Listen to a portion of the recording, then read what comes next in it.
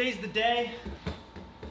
We're switching out all of the sumps to the new ones that we built. I figured while we're doing that, we might as well do some water changes, which will make changing the sumps out easier anyway. Well, this tank drains. I'm gonna bring you guys up to speed on the brief version of how I did this. So first and foremost, drained half the water in the top tank just to give it a water change and to stop water from certainly draining down to the sump below. From there, I removed all of the media from the existing sump and gave it a rinse in aquarium water just to rinse it off. This stuff was actually really dirty. Drained the sump and then disconnected all the equipment, pulling it out, and that was basically it. I took the sump outside, rinsed it out, got it really clean, and then stored it because we will be installing these back in eventually. Took all of that media, filled up one of the baskets from the new filter, slid the 40-gallon tank back into place, connected the pump, got everything back up and running. Pretty straightforward and simple. It took about 1 hour per rack. Okay, this tank is ready to start. And of course I gotta drain this sump, so I like to just toss a pump in there that pumps the water out.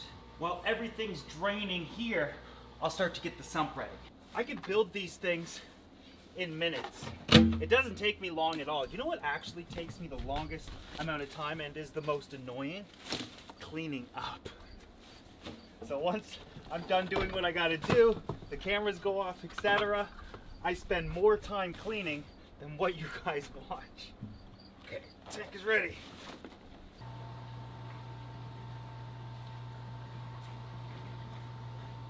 Keeping in mind, these are your classic 40-gallon aquarium dimensions.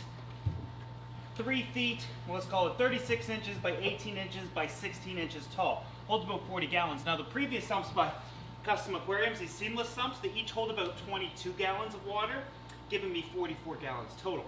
Technically, I'm losing 4 gallons. Now to put this sump together, if you haven't watched how or why I built these, go ahead and watch that video. Link will be down below. And I'm done. Just gonna get this out of the way. Now we wait for this to finish draining. Gotta keep going though. As we wait for that to drain, we're gonna remove all the biological media and place it in this bucket that has some aquarium water in it. We wanna keep the bacteria alive, even though this tank's only really gonna be empty for, you know, maybe a half hour or something.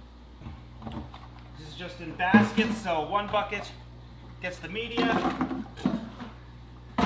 one bucket gets the basket, and my face gets the sludge. Having a towel handy is a good idea. But you get an idea of what these get covered in. Not supposed to look like that. It's supposed to look like that. That's because of the manzanita in the top aquarium. This sump's drained. Let's get it out of here.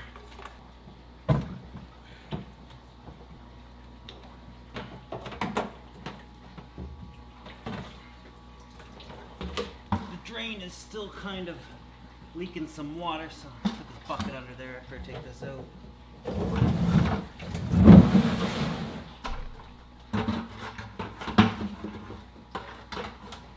No big deal. These are for water changes, if you guys remember when I initially put all this together.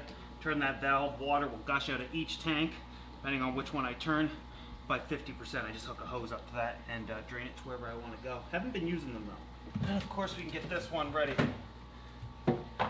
Now when I initially set this racking system up, I didn't need as much biological media as I did for the rest because we were only running one tank at the time. So this one's going to have much less than the others. We're using a Marine Pure block. I think this is like 10 inches by 10 inches by 4 inches. It's absolutely massive. And then of course the Marine Pure balls. These are ridiculously expensive, but when I initially was setting up all the aquariums in the gallery, I was hearing so many things about them, I wanted to try them. Are they good? Yes. Very good. Would I buy them again? No. Never again. I'll explain why.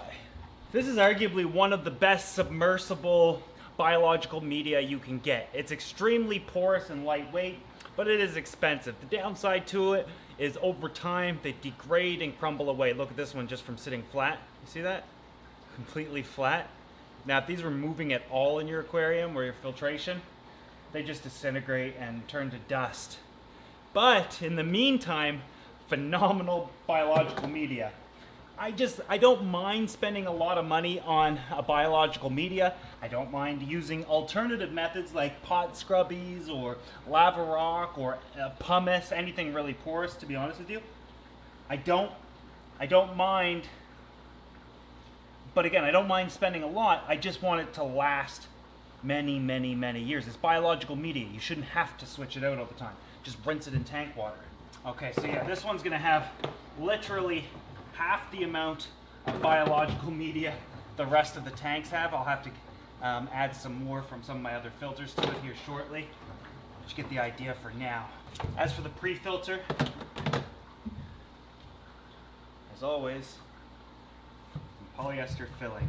Now, what I like to do is make sure the water's gonna hit into the center or off to the side at some point, but if I cut this to the exact dimensions of the bottom of this, that means water can probably, if it clogs, it'll probably just seep over it and get around side of it. This way, it even prolongs the use, because if this clogs and water starts to rise, it also has to go through the sides of it. I've never encountered that issue, but I just wanna make sure that the mechanical portion is protecting my biological media and maintenance is prolonged. Plus, this is going to filter out all your uneaten food, fish waste, etc. And I replace this every few days. Just because you don't see it in your water column doesn't mean it's not in the system. You see, if the water's running through it, it's still polluting the system even though you can't see it. All right, pump back on, and I'm draining some water from the top tank just to ensure we get this media submerged once again. And while I fill this tank, the sump and the top tank back up, why don't we take a look at some of the other filters already up and running so we can see exactly how they work. We'll take a look at the first one I did, and I got a flashlight because we're gonna be fancy. So here's how this works. Water is entering at the top there, as you can see. Let me just zoom you in. As you can see, water flows in, and as the water's mechanically filtered, and that's just a term to remove all the debris from the water, the uneaten food, fish waste, you know, etc. You know what that's for. Then, of course, it has to go through an entire, probably around 5 gallons of the bio balls, finally exiting at the bottom after it's been biologically filtered. Then we have these 2 massive blocks. So as you can see, like I said, we have twice the amount of media in this filter, and of course the rest as opposed to the first one. Then water's returned to the top aquarium via this pump. Water's returned right here, overflows right there, down to this aquarium where the water exits right here, and then of course overflows through there, back down to where we originally saw. Now of course, the best part about this is the fact that it's so easy to get into. Replace this every few days, toss it back in, a fresh one, and that's it. That's it for maintenance on this sump. Everything else, maybe rinse the biological media off every couple of months maybe. I mean, to be honest though, I usually just leave them pretty maintenance free almost. So that's it, I guess. All the sumps have been replaced. Now of course I need to do lots of cleaning. It's much worse than I'm showing on camera. A few other little things I want to work on, of course. I'm not sure when I'll start them is... I gotta clean out here too. Don't look at it. I really got to finish this sump, or this filter for the 375. It's working. It's doing a great job. But also, I want to build more filtration here using these 255-gallon barrels for the 2000 and clean it up a bit.